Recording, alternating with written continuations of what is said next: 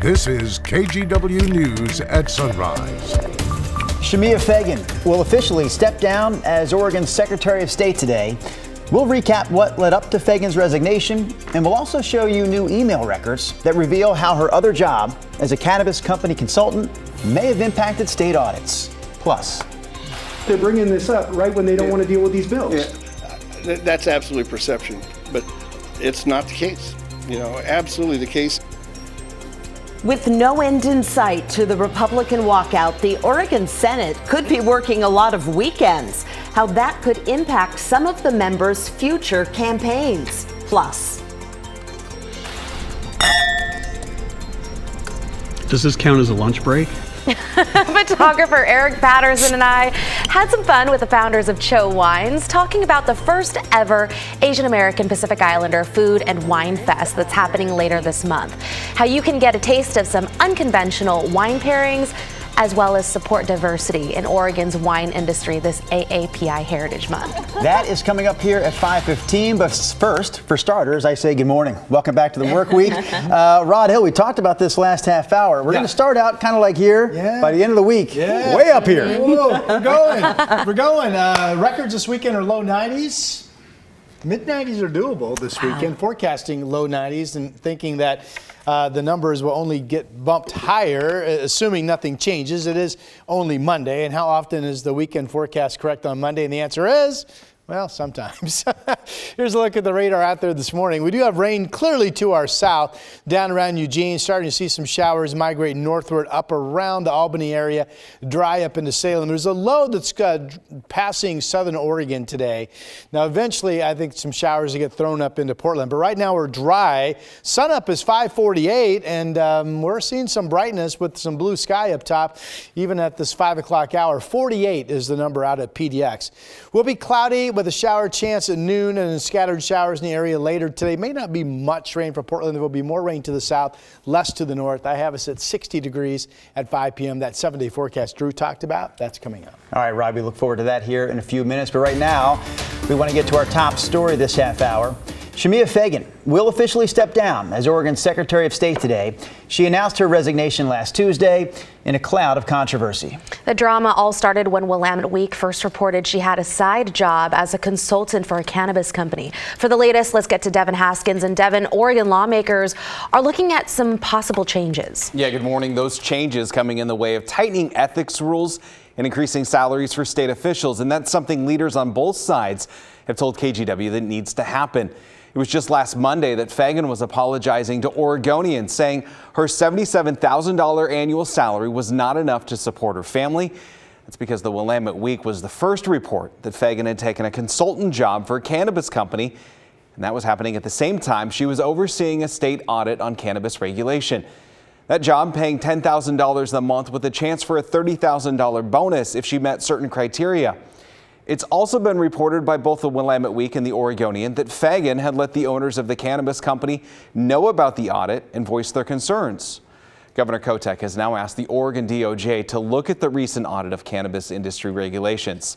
State ethics rules do allow for outside employment, but lawmakers tell KGW it's time to reconsider and tighten those rules and increase salaries.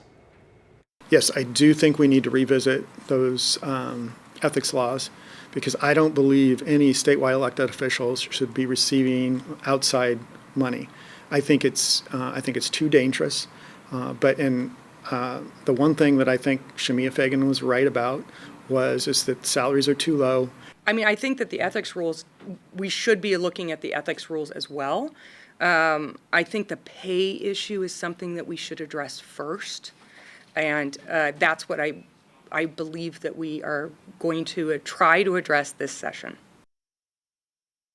Now, in terms of Secretary of State salary pay, Oregon ranks near dead last in the nation. The Deputy Secretary of State, Cheryl Myers, will not take over office until Governor Kotek appoints a permanent replacement.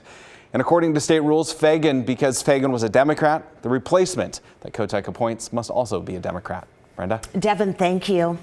We're keeping an eye on Salem again this morning to see if Senate Republicans show up for work. On Friday, GOP absences stalled the session for the third day in a row. Then on Saturday, the Senate convened for about 20 minutes and held a roll call, but without a quorum, they had to adjourn again. This walkout started after Republicans claimed bills on abortion, gender rights, and gun safety don't pass what they call the readability test. That means the average citizen needs to be able to understand them. So here's the thing about not showing up for work with an unexcused absence. If a lawmaker has 10 or more, they can't run for re-election. That's a new law voters passed back in November. Some legislators say they're ready to push the limits and test whether that law is constitutional. My oath of office supersedes anything else. Do you plan to go 10 days and test it yourself? I plan to go until we get bills that are readable and comply with the law. And a man is in jail this morning after allegedly trying to rob 2 Albany businesses. Deputies responded to a robbery around 11:30 Saturday night at the Love's truck stop on Old Salem Road Northeast. Witnesses say a man came in with a hammer, demanded money from the workers. They say the man then took off after customers and employees tried to stop him.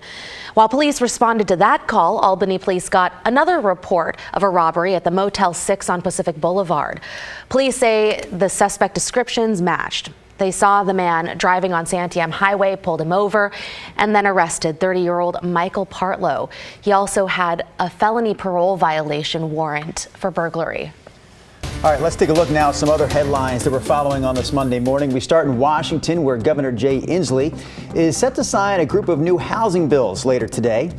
Among the bills, a measure to accelerate the construction of new housing.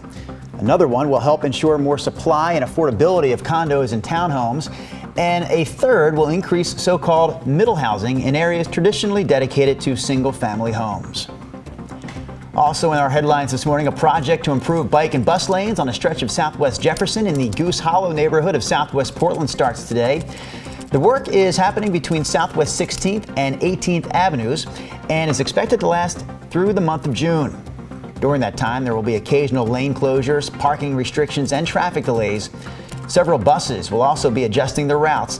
You can head to trimet.org for more details. And last headline here also involves TriMet. All MAX lines are back in full service today. Crews finished several track improvements along the I-84 corridor on Sunday. Since the middle of last month, passengers have been taking shuttle buses between the Gateway Transit Center and Northeast 7th Avenue. Full service for the blue, green, and red line, all back and are on regular schedules at this point. And that's a look at some of your Monday morning headlines. Well, later today, the Biden administration is expected to announce new rules for U.S. airlines. It's all part of a new effort to make sure flyers are compensated when a flight is delayed or canceled. This comes after last December's flight meltdown. You might remember it. That thing left thousands of flyers stranded. The Today Show will have more on this coming up right after sunrise. WashDOT crews have already started patching a huge hole that detoured traffic in Seattle. The video is pretty incredible. We showed it to you on Sunrise Friday. It was a 4 by 5 foot hole between the West Seattle Bridge and northbound Highway 99. On Saturday, crews poured concrete, saying it's going to take a couple days to cure before the ramp can reopen safely. That ramp shut down almost a week ago now. I'm thinking this coming weekend would be the weekend I would not want to be doing work outside. We're all looking ahead to this crazy hot weather that's coming, but I guess we should start with today's forecast. But 90s this weekend would be the first 90-degree heat at PDX. That Friday, 2 Fridays ago, when Portland hit 88, right. Salem hit, I think it was 91. So we have had 90s in the area, but this would be the first time at the airport. Here's a look at our satellite picture. Today we're in this cool pocket of air. Here's the jet stream to our south. See the big curl right there? That's a low that's just going to migrate along the California-Oregon border today. So you'll find more precipitation to the south, less to the north. Snow, you can see radar is picking up some snow. Snow level here locally up around Mount Hood today will be 5,000 feet. So again, more precipitation south, less to the north as you're out traveling about. Right now, Salem's dry, Portland's dry. We've got rain showers down in Eugene, a little bit down around the Albany area this this morning, and this is going to slowly push a little bit to the north as that low starts to move inland. But if you're getting ready to step outside here in the Rose City right now, you'll find this. Very nice conditions, partly cloudy skies up top. We're at 48 degrees. Here are the other numbers. It's cooler up in Kelso. I mean, that's cool. 40, 49 over in Astoria. Salem's matching Portland's temp. It's 39 over in Bend right now. Again, those are current temps. Here's the way Futurecast shows our day. Here's the rain more so to our south. That includes the coast. Much wetter today in Newport. Not much rain expected up in Astoria. Here we are at 2:30. Again, most of the action's down here. We get just a little bit pushing up to the north. And did you see some bright colors? There is a thunderstorm threat along the Cascades and then central and eastern areas today. This is 9 p.m. this evening. Generally, the shower chance ends overnight tonight. We'll have a mix of clouds in the morning. This is Tuesday at 8:30. And then tomorrow in the afternoon, still the threat of some showers along the Cascades, but we should be dry with increasing sunshine. And then tomorrow afternoon, we'll kick off a stretch of dry weather that's expected to be with us the rest of the week. Real quick, here's the wider Futurecast movie. I just want to show you the thunderstorm activity out across eastern Oregon today. All right, how much rain are we talking? Not a lot. This gives Portland just a little bit more than a trace. Get more like a quarter of an inch of rain down in Eugene. Here comes the stair-step heat. 62, 66. Wednesday looks fabulous. 73 degrees. Thursday still really nice, 78. Friday, 85.